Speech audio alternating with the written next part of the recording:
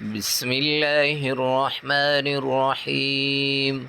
وعنده مفاتح الغيب لا يعلمها إلا هو ويعلم ما في البر والبحر وما تسقط من ورقة إلا يعلمها ولا حبة في ظلمات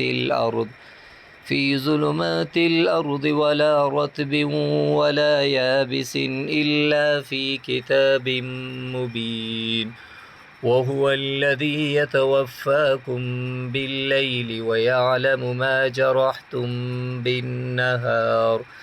بالنهار ثم يبعثكم فيه ليقضى أجل مسمى ثم إليه مرجعكم ثم ينبئكم بما كنتم تعملون.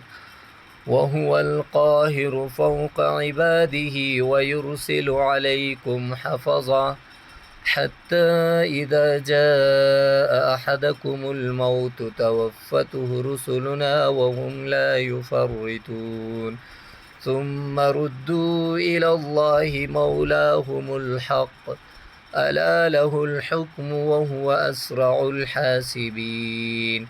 قل من ينجيكم من ظلمات البر والبحر تدعونه تزرعا وخفية لئن أنجانا من هذه لنكونن من الشاكرين.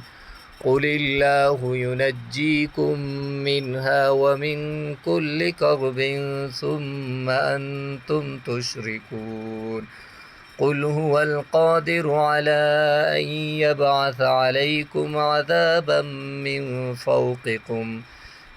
فوقكم أو من تحت أرجلكم أو يلبسكم شيعا ويذيق بعضكم بأس بعض. انظر كيف نصرف الآيات لعلهم يفقهون.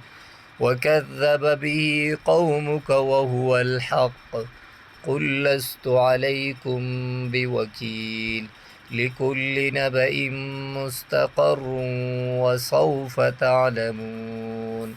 صدق الله العظيم. والسلام عليكم ورحمة الله وبركاته.